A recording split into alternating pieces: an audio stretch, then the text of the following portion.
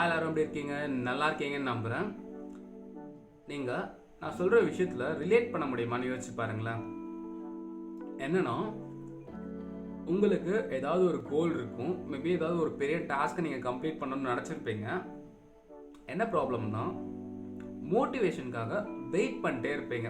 Okay, motivation வரும், அப்போ நம்ம இந்த டாஸ்க் எல்லாமே முடிச்சிடலாம் அப்படின்னு நீங்கள் மோட்டிவேஷனுக்காக வெயிட் பண்ணிட்டே இருக்கீங்க. என்ன ப்ராப்ளம்னா, உங்களுக்கு அந்த மோட்டிவேஷன் வரவே இல்லை. மேபி ஒரு நாள் 2 நாள் வந்துச்சு, 3ஆவது நாள் அந்த மோட்டிவேஷன் உங்களுக்கு இல்லவே இல்லை. ஓகேவா? அதனால நீங்கள் என்ன பண்ணுறீங்கன்னா, திருப்பி எப்போ அடுத்த வாட்டி மோட்டிவேஷன் வருமோ அப்போ அதை பார்த்துக்கலான்னு அப்படியே விட்டுடுறீங்க. ஒரு 2 to 3 years ஆகுது, அந்த கோலை நீங்கள் அச்சீவ் பண்ணலை, அந்த கோலில் நீங்கள் பெருசாக ஒர்க்கும் பண்ணலை. மைண்டில் ஒரு ரெக்ரெட் ஃபார்ம் ஆகிடுச்சு. ஓகேங்களா? ஒரு மாதிரி கவலையாக ஃபீல் பண்ணுறீங்க. ஐயோ, நம்ம கோலை அச்சீவ் பண்ணலையே, அப்போ பண்ணியிருந்தோம்னா நம்ம லைஃப் நல்லா இம்ப்ரூவ் ஆகிருக்குமே அப்படின்னு நிறைய ரெக்ரெட் ஃபார்ம் ஆகிடுச்சு. ஓகேவா? நீங்கள் ஃபஸ்ட் என்ன புரிஞ்சுக்கணுன்னா, மோட்டிவேஷனில் 2 டைப் இருக்குது. ஏன்னா நம்ம மோட்டிவேஷனுக்கு தான் வெயிட் பண்ணிகிட்டே இருந்தோம். அந்த மோட்டிவேஷன் இருந்து தான் நம்ம கோலை அச்சீவ் பண்ணியிருக்கலான்னு ரொம்ப ஆசைப்பட்டோம். ஆனால் அந்த மோட்டிவேஷன் நம்மளுக்கு கிடைக்கவே இல்லை. மோட்டிவேஷனில் ஃபஸ்ட் டைப் என்னென்னா, நம்ம ஒரு விஷயத்தை எக்ஸ்பெக்ட் பண்ணுறோம், ஒரு ரிவார்டை எக்ஸ்பெக்ட் பண்ணுறோம். பார்த்தீங்களா? இப்போது நீங்கள் டாப்பர் ஆகணும்னு பார்க்குறீங்க எக்ஸாம்ஸில். ஓகேங்களா? டாப்பர் ஆகணும்னு பார்க்கும்போது நீங்கள் பிளான் போடுவீங்க. பார்த்தீங்களா?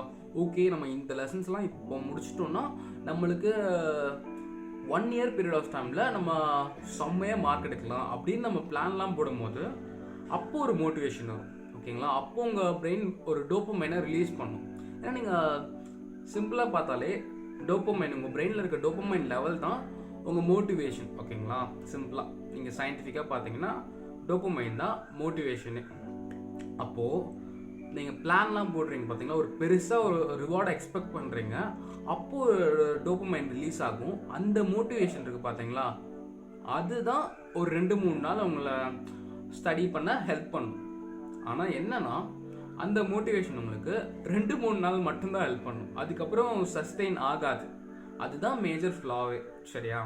அப்போது அந்த மாதிரி ஒரு 2-3 நாள் சஸ்டெயின் ஆகிற மோட்டிவேஷனை வச்சுக்கிட்டு அது நம்மளுக்கு லைஃப் லாங் ஃபுல்லாக எக்ஸ்டெண்ட் ஆகணும், இல்லைனா நம்ம கோலை அச்சீவ் பண்ணுற அளவுக்கு நம்மளுக்கு தேவைப்படுறது அப்படின்னு நம்ம இருந்தோம்னா நம்ம கோலை அச்சீவே பண்ண மாட்டோம். லைஃப்பில் ஓரளவுக்கு நிறைய ரெக்ரெட்லாம் வந்துடும். சரியா? இப்போது இன்னொன்று டைப் ஆஃப் மோட்டிவேஷன் இருக்குது. இது என்னென்னா, நம்ம ஒரு விஷயம் டிசிப்ளினாக எஃபர்ட் போட்டு பண்ணுறோம்னா நம்ம பிரெயின் நம்மளுக்கு ரிவார்ட் கொடுக்கும். எப்படி? ஒரு டிசிப்ளின்டாக ஒரு விஷயம் பண்ணும்போது நம்ம பிரெயின் நம்மளுக்கு ரிவார்ட் கொடுக்கும். அந்த ரிவார்டு என்ன தெரியுமா? டோப்பமைன். டோப்பமைன்னா என்னன்னு சொன்னேன், மோட்டிவேஷன். நீங்கள் டிசிப்ளின்டாக இப்போ நான் 1/2 hour புக்கு படிக்கிறேன்னா என் பிரெயின் என்ன பண்ணும்? டோப்பமைனை ரிலீஸ் பண்ணும். இந்த டோப்பமைன் என்ன பண்ணும்? என்னை மோட்டிவேட்டடாக வச்சுக்கும்.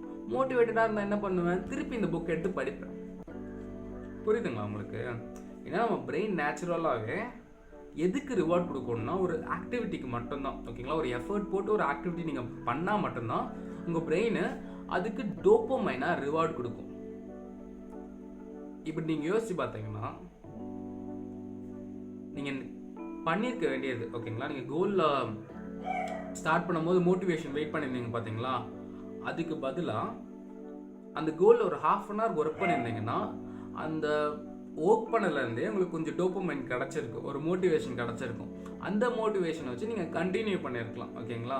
டெய்லி கொஞ்சம் கொஞ்சமாக இந்த மாதிரி நிறைய வாட்டி நீங்கள் அதை ஒர்க் பண்ண இன்னும் மோட்டிவேட்டடாக ஃபீல் பண்ணுவீங்க. அதனால இன்னும் அந்த கோலில் நிறைய ஒர்க் பண்ணுவீங்க.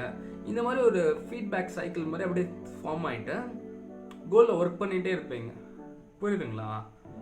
அப்போது நீங்கள் என்ன பண்ணணும்னா, ஃபஸ்ட்டு உங்ககிட்ட கேளுங்க, என்னால் இப்போது என்ன பண்ண முடியும் அந்த கோலில் அப்படின்னு ஹானஸ்டாக கேளுங்க. ஓகேங்களா?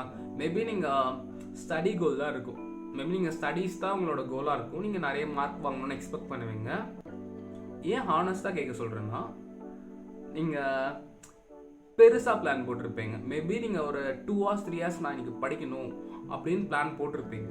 ஆனால் ஹானஸ்டாக நீங்கள் உங்ககிட்ட கேட்கும்போது என்னால் ஒரு 20 minutes தான் முடியும், அதுக்கு மேலே முடியாது, அப்படியே உங்களுக்கே ஒரு ஃபீலிங் இருக்கும் பார்த்தீங்களா, இவ்வளோ தான் நம்ம பற்றிக்கு புக் எடுத்தோம், இவ்வளோ படிக்க முடியும் என்னால், அதுக்கு மேலே படிக்கிறதுக்கு கொஞ்சம் கஷ்டம் அப்படின்னு நினச்சிங்கன்னா ஃபஸ்ட்டு ஒரு 20 மினிட்ஸ் முடிச்சிருங்களேன். இந்த 20 மினிட்ஸ் முடிக்கிறனால நீங்கள் ஃபஸ்ட்டு ஒரு ஆக்டிவிட்டி, ஒரு டிசிப்ளினான ஒரு ஆக்டிவிட்டியை நீங்கள் பண்ணிட்டீங்க. இந்த பண்ணனால உங்களுக்கு டோபமைன் இருக்குது பார்த்தீங்களா, அது ரிலீஸ் ஆகும். சரியா? உங்கள் பிரெயின் டோபமைன் லெவல் அதிகமாக நீங்கள் இன்னும் நல்லா மோட்டிவேட்டடாக ஃபீல் பண்ணுவீங்க. மேபி நெக்ஸ்ட் டே அந்த 20 மினிட்ஸ் இருக்காது, நீங்கள் கேட்கும் போது என்னால் இப்போ என்ன பண்ண முடியும், what I can do right now அப்படின்னு கேட்கும் போது மேபி என்னால் 30 மினிட்ஸ் பண்ண முடியும், இல்லை 40 மினிட்ஸ் பண்ண தோணுது, எனக்கு என்னால் முடியும் அப்படின்னு உங்களுக்கு தோணுச்சுனாலே இது ஒரு ஃபீட்பேக் லூப் மாதிரி இது பண்ணிவிட்டு நீங்கள் ஒரு பாயிண்ட் ஆஃப் டைமில் 3 hours 4 hours படிப்பீங்க. நேச்சுரலாகவே உங்கள் கோல் எல்லாத்தையும் நீங்கள் அச்சீவ் பண்ணிடுவீங்க. சரியா? இது தியரி இல்லை, என் லைஃபே இப்படி தான் ஓட்டிகிட்டு இருக்கேன். ஓகேங்களா? இந்த மாதிரி டாஸ்க்கு பண்ணால் நம்மளுக்கு கொஞ்சம் டிசிப்ளின்டாக கொஞ்சம் எடுத்து ஒரு டாஸ்க்கை பண்ணோம்னா நம்மளுக்கு மோட்டிவேஷன் கிடைக்கும். அந்த மோட்டிவேஷனை வச்சு நம்ம திருப்பி நிறைய டாஸ்க் பண்ணலாம், அப்படியே கண்டினியூ பண்ணிக்கிட்டே இருக்கலாம், கொஞ்சம் லைஃப் ஹாப்பியாக இருக்கலாம். சிம்பிளுங்க இது. ஓகேங்களா? ரொம்ப காம்ப்ளிகேட்டடான கான்செப்டே கிடையாது, ரொம்ப சிம்பிள். ஆனால் ஸ்டார்டிங் அந்த ஃபஸ்ட் டைம் நீங்கள் அப்ளை பண்ணணும் பார்த்தீங்களா, கொஞ்சம் டிசிப்ளின்டாக எடுத்து பண்ணணும் பார்த்தீங்களா, அதுதான் கொஞ்சம் கஷ்டமான பார்ட். அதை மட்டும் நீங்கள் எப்படியாவது, ஓகேங்களா, அட்லீஸ்ட் மேபி ஒரு உங்களை கேட்கும்போது நான் எவ்வளோ நல்லா படிக்க முடியும் ஹானஸ்ட்டாக, மேபி ஒரு 5 மினிட்ஸ் வந்தால் கூட 5 மினிட்ஸ் அது முடியுங்களா, அதுவே பெரிய விஷயம். ஓகேங்களா? ஓகே, அவ்வளோதான் இன்றைக்கி வீடியோ. தேங்க்யூ.